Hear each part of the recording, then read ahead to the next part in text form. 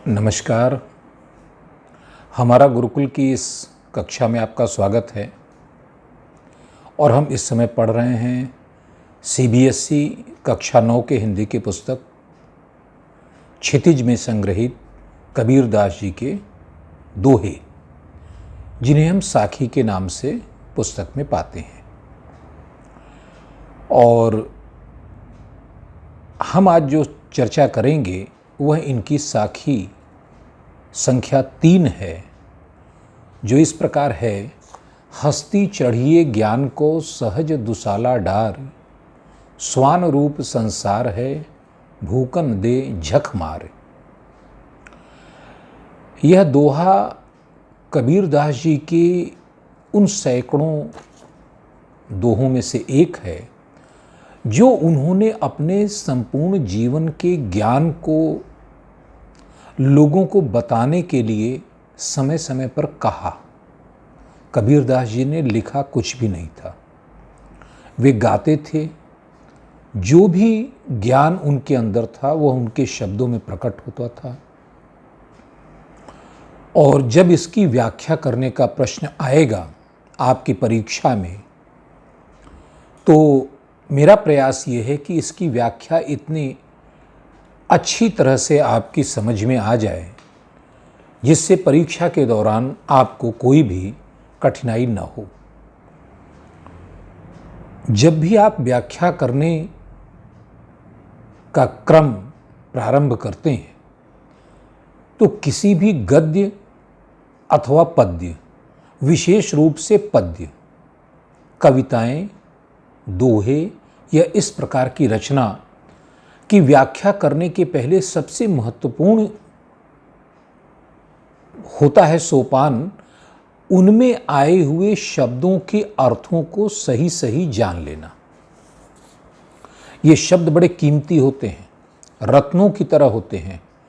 कवि, चाहे वह साहित्यकार हो अथवा दार्शनिक, लेकिन शब्दों का जब वह प्रयोग करता है तो उसी प्रकार करता है जैसे जौहरी रत्नों का प्रयोग आभूषणों में करता है। और जब तक इन शब्दों के सही अर्थ और जिन अर्थों में उनका प्रयोग किया गया है उसका संदर्भ आपको ज्ञात नहीं है, निश्चित रूप से आपकी व्याख्या सटीक नहीं हो पाएगी। तो हम सबसे पहले इस दोहे को सामान्य शब्दों में इसका अर्थ जान लेते हैं, जिससे आपको शब्दों का अर्थ जानने में भी आसानी होगी। इस दोहे में कबीरदास जी ने जो कहा है कि हस्ती चढ़िए ज्ञान को सहज दुसाला डार, स्वान रूप संसार है भूकन दे झक मारी। तो इसका सीधा अर्थ ये है कि परम सत्य के ज्ञान और विवेक का अनुभव करके जब जीवात्मा ज्ञान की हस्ती पर सवार हो जाता है, अर्थात भौतिक संसार की निस्सारता, उसकी व्यर्थता का अनुभव करके परम सत्य रूपी ब्रह्म का ज्ञान साक्षात अनुभव कर लेता है, तो माया मोह के अंधकार में भटक रहे ये संपूर्ण संसार की आलोचना और सांसारिक लोभ में डूबे लोगों का प्रलाप, उनके आरोप प्रत्यारोप, उनकी आलोचनाएं उस ज्ञानी पुरुष को विचलित नहीं करती और उसी प्रकार क्षुद्र और महत्वहीन होती हैं जैसे हाथी पर सवार व्यक्ति के लिए राह में चलने वाले कुत्तों का भौंकना। मार्ग में कुत्तों का अकारण भौंकना हाथी पर सवार व्यक्ति को विचलित नहीं करता है। यह सामान्य रूप से इसका अर्थ हो गया। हम इनके शब्दों को एक एक करके विवेचन करेंगे और देखेंगे कि इन शब्दों का प्रयोग कबीरदास जी ने क्यों किया है। यह इसलिए भी महत्वपूर्ण है क्योंकि कबीरदास जी स्वयं लिखते हैं कि मैं पढ़ा लिखा नहीं हूं, कोई औपचारिक शिक्षा नहीं है, शब्द बड़े साधारण हैं, ग्रामीण परिवेश के शब्द हैं, आम बोलचाल के और जनजीवन के शब्द हैं, लेकिन जब अर्थ की बात करेंगे तो उनके पीछे ज्ञान का अथाह सागर छिपा हुआ रहता है। ठीक उसी प्रकार जैसे एक छोटे से बरगद के बीज में पूरा वटवृक्ष समाया हुआ रहता है। तो पहला शब्द इसमें आता है हस्ती। हस्ती के क्या अर्थ हैं? यह संस्कृत का शब्द है जिसका मूल अर्थ होता है हाथी। लेकिन हस्ती जब अंग्रेजी में इसका अर्थ आप जानने का प्रयास करेंगे तो वो होता है entity, something that exist separately, जो एकदम अलग अस्तित्व रखती हो। और उर्दू में इसका अर्थ होता है वजूद।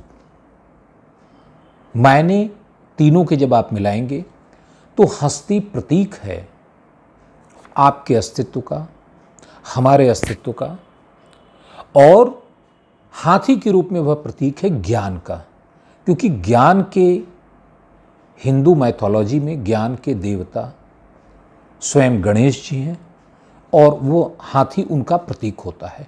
हस्ती चढ़िए ज्ञान को, अगर आपका अस्तित्व है, अगर आप सेल्फ एग्जिस्टेंस को, अपनी आइडेंटिटी को, अपने वजूद को महत्वपूर्ण बनाना चाहते हैं तो ज्ञान की हस्ती पर चढ़िए, अर्थात परब्रह्म का वास्तविक ज्ञान, अंतिम ज्ञान जो इस पूरे ब्रह्मांड का ज्ञान है उसे प्राप्त करें।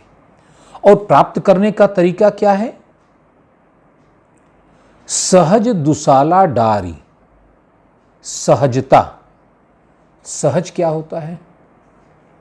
सहज का अर्थ सामान्य रूप से हम लोग मानते हैं नेचुरल, बट ऐसा नहीं है। सहज का अर्थ होता है साथ साथ उत्पन्न, सहजात, जो साथ साथ उत्पन्न हुआ हो। किसके साथ? हमारी सहजता हमारे जन्म के साथ साथ उत्पन्न होती है। वह सहज ज्ञान होता है। वह सहज ज्ञान होता है जिस ज्ञान के कारण साइबेरिया के पक्षी बिना किसी मैप और बिना किसी कंपास के भारत चले आते हैं, प्रतिवर्ष आते हैं और फिर लौटते हैं। वह उनका सहज ज्ञान है।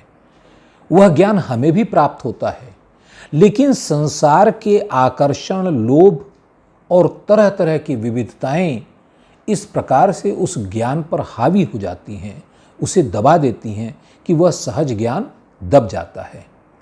तो यहाँ कबीरदास जी का अर्थ यह है कि आप उस अंतरात्मा के ज्ञान को, जो आपके अंदर आपके जन्म से मौजूद है, जब उस अंतरात्मा के ज्ञान पर आप सवार होते हो, उसको आप आधार बनाते हो, तो आप प्रत्यक्ष अनुभव करते हो किसका? परब्रह्म का, परम सत्ता का। तब वहाँ ज्ञान होता है, और ज्ञान का अर्थ है साक्षात अनुभव, पढ़ा हुआ नहीं, जिसको आपने स्वयं अनुभव किया है, स्वतः स्फूर्त होता है। दुशाला एक ऊनी वस्त्र होता है। यह सिंप्लिसिटी, साधारण होने का प्रतीक है, क्योंकि ज्ञान की प्रक्रिया अलंकारिक प्रक्रिया नहीं है। उसके लिए आडंबर करने की आवश्यकता नहीं है, उसके लिए किसी भी प्रकार का दिखावा करने की आवश्यकता नहीं है। बार बार कबीर कहते हैं, माला फेरत जुग गया, गया न मन का फेर, कर का मन का डार दे, मन का फेर। इन सभी चीज़ों का वो विरोध करते हैं। आत्मज्ञान, और जो आपके जीवन में आपके जन्म के साथ आपको प्राप्त हुआ है उस परम पिता की ओर से उपहार के रूप में, उसका ज्ञान ही वास्तविक ज्ञान है। तो दुशाला का अर्थ है कि बड़ी सहजता पूर्वक बैठने के लिए कोई आडंबर आपको नहीं करना है ज्ञान के हाथी पर, ज्ञान के हस्ती पर सवारी के लिए। और अगला शब्द आता है स्वान। स्वान का अर्थ है कुत्ता, डॉग।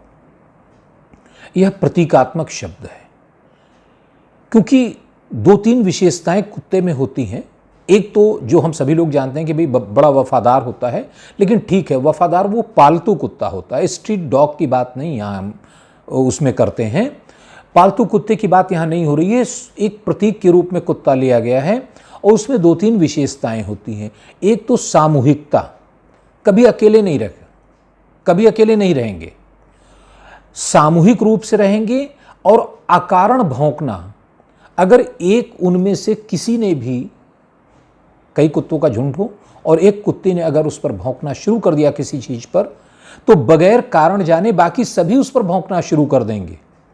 ठीक यही बात संसार की भीड़ में होती है। अगर किसी एक भीड़ के व्यक्ति ने किसी बात की आलोचना शुरू कर दी, तो हम लोग देखते हैं, सोशल मीडिया पर भी देखते हैं आप लोग, कि आलोचनाएं शुरू हो जाती हैं बगैर सत्य के तह में गए हुए। तो संसार की इसी प्रवृत्ति को, इसी आदत को चिन्हित करने के लिए वहां श्वान का प्रयोग किया है। और भौंकना यह तो एक व्यर्थ का कृत्य है ही। झख एक शब्द आया हुआ है। झख का अर्थ होता है झष। झष का अर्थ है मछली, मूल शब्द है झष। झष मारी, मछली मारना। तो मछली मारना क्या है? यह एक प्रतीक है, मुहावरा है, उदाहरण है। समय व्यर्थ के कार्यों में गंवाने का। मछली मारने वाला व्यक्ति समुद्र के किनारे, नदी के किनारे, जलाशय के किनारे अपना कांटा डाले हुए घंटों बैठा रहता है, निश्चल बैठा हुआ रहता है, कोई कार्य नहीं करता है, और यह कभी भी पूरी तरह आश्वासन नहीं दिया जा सकता कि मछली उसके कांटे में आएगी। तो हम जब सांसारिक लोभ में लिप्त होते हैं तो ऐसे कार्य करते हैं जो अकारण होते हैं, समय व्यर्थ करने वाले होते हैं, और उनका कोई परिणाम मिलेगा यह भी निश्चित नहीं होता। तो इसलिए वह कहते हैं कि श्वान रूप संसार है। यह संसार की प्रवृत्ति श्वान की तरह है, उसी प्रवृत्ति का है। भूकन दे झकमारी, उसका परवाह मत कीजिए, उसकी चिंता मत कीजिए, उसे भूकने दीजिए। और जब आप ज्ञान की हस्ती पर सवार हो जाते हैं, आपको अपने आप का, अपने अंदर मौजूद, पहले से मौजूद ज्ञान, उसका प्रत्यक्ष अनुभव हो जाता है। तो निश्चित रूप से आप इन सबसे ऊपर उठ जाते हैं और मोक्ष की ओर आप बढ़ते हैं। तो इसमें इस प्रकार से हमने देखा कि बड़ी सहजता पूर्वक मात्र दो पंक्तियों में एक पूरी प्रक्रिया ज्ञान की कबीरदास जी ने वर्णित की है। और कबीरदास जी इसी प्रकार अपने साखियों में ज्ञान की गूढ़तम बातों को बड़े सरल और सहज शब्दों में प्रकट कर देते हैं। लेकिन उनकी यही सहजता सबसे बड़ी कठिनाई है। जो सहज दिखता है वह इतना सहज है नहीं। कबीर को समझना इसीलिए थोड़ा सा कठिन होता है। धन्यवाद।